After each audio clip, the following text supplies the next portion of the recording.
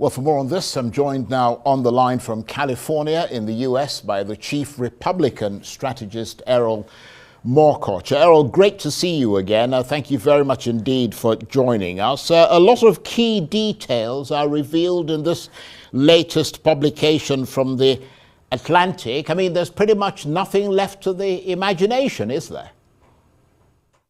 I think when we were hoping for transparency, we weren't exactly hoping for this kind of transparency. This was a colossal mistake of a proportion that you can't really draw back other than to at least look at the perhaps silver lining. The only thing that I can put in there is that in the text conversation, they talk about taking the strategic discussion to a higher level of secret chain of command and whatnot. And the discussions they're having are pretty benign. I mean, you're talking about Yemen. You could literally write in the internet, hey, we're attacking Yemen at 3 p.m. tomorrow. Nothing they can do.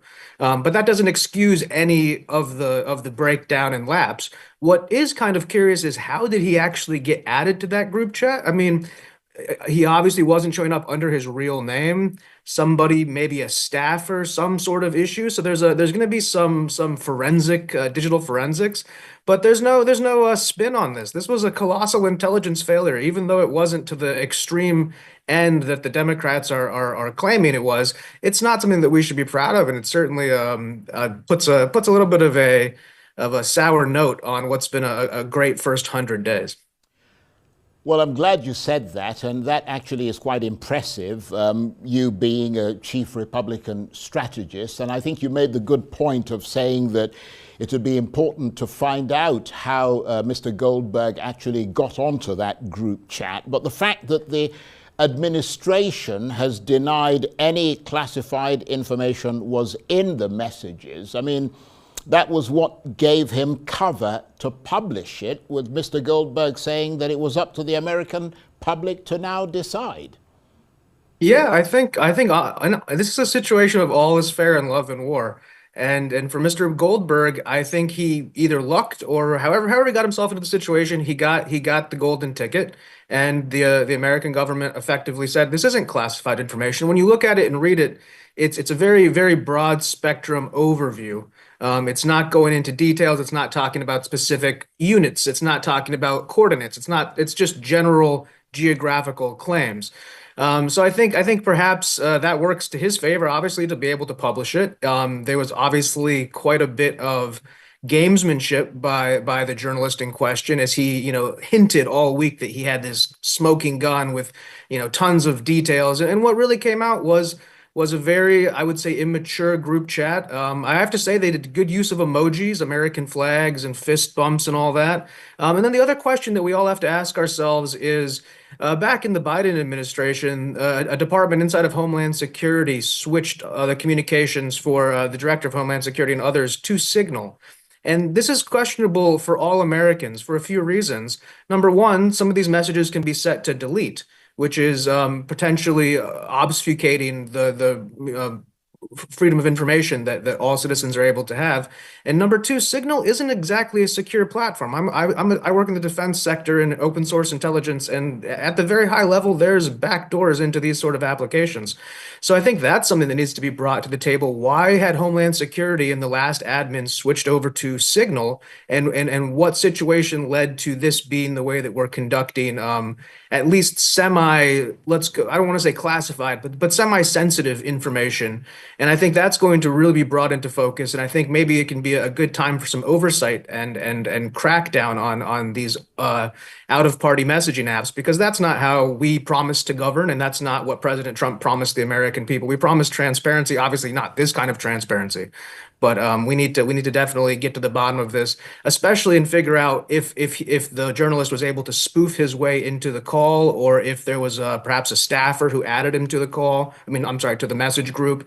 So these are a lot of the questions that are coming out of what I would say, like out of 10, this was a level 3 intelligence failure. It did not compromise any American lives, but if this is the cavalier behavior going forward, it could, and the Democrats are right to push back against us. And I think we should take their criticism seriously, because they have a point.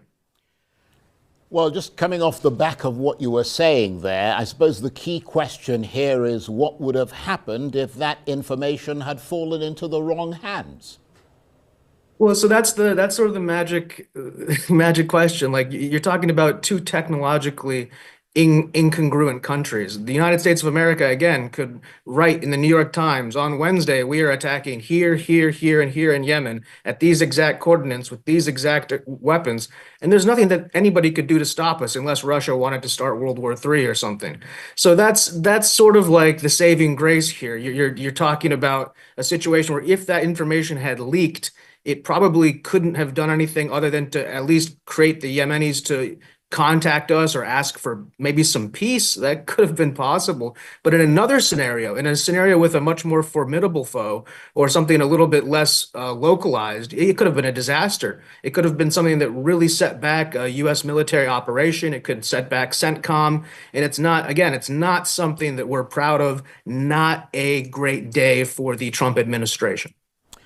Well, I mean, according to the documents that were revealed, which you have seen, I mean, the Defense Secretary Pete Hegseth told the group chat the location, the timing, and the target of the upcoming strike against those Houthi areas in Yemen. And by doing this, I mean, Mr. Hegseth was potentially putting Americans in uniform and U.S. fighter pilots at risk, was he not? Again, it comes down to the technological imbalance. There's nothing in Yemen that could shoot down an American F-22 or F-35. It's conceptually impossible from a force standpoint for them to have been rebuffed.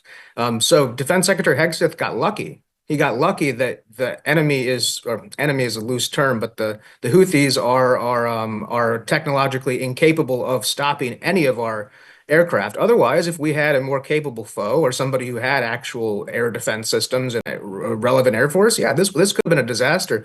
This could have put American pilots in jeopardy. And thankfully, just due to the circumstances, that wasn't possible in this scenario. But it's a valid point to bring up and something that Secretary Hegseth needs to make sure never happens again.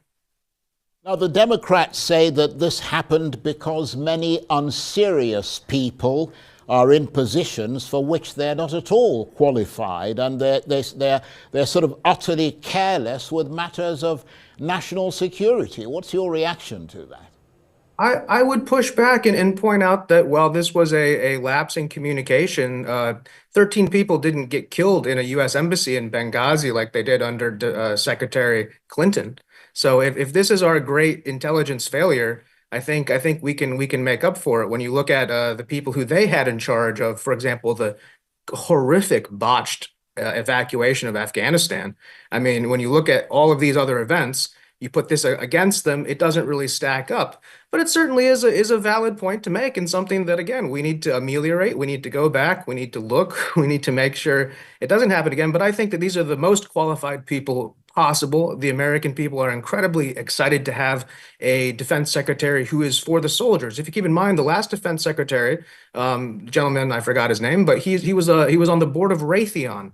And so you're having defense secretary who's a arms dealer effectively, and you have more war. Oh, wow, how did that happen? So having somebody like Pete Hegseth in there, yeah, there might be a couple little things, but you're having somebody who the American warfighter trusts and feels like is on their side.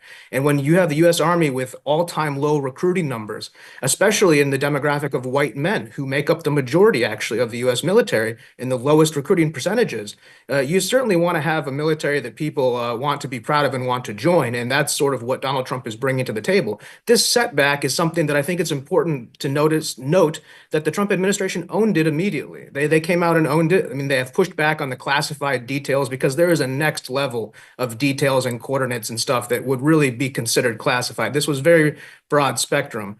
But just in closing, it's a setback. It's a signal to us that the tech mentality of move fast and break things that Elon Musk and Doge is bringing probably doesn't have the same place in the Defense Department, and the Defense Department should not be using Signal for these type of communications. And I think that might be the saving grace or silver lining here. We get a more secure comms for our top people.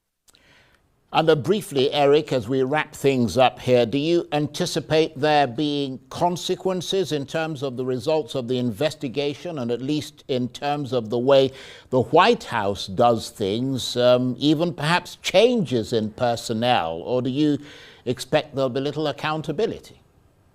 I think there's going to be a huge push to find out how Mr. Goldberg got onto that messaging service, and if it comes out that there was a internal saboteur, or if there was some sort of uncouth behavior that occurred, I think that would be where you would see a consequence for however that happened. Now, in regard to the top level people, Stephen Miller, the Pete Hegseths, the Waltz, these guys on this call, no, there's obviously not. They're not going to lose their jobs. They're not going to be fired. Donald Trump can be disappointed in you and still believe that you're up to and capable to the task. And this doesn't define the many decades of service that all of these gentlemen have given to their country across the board. Also, in Pete Hegseth's case, as a platoon leader and a Bronze Star winner, and somebody who was a frontline warfighter, and definitely is somebody who has a vested interest in keeping his men and women alive in the battlefield. So I don't think it's going to be a long-term consequence for them, but for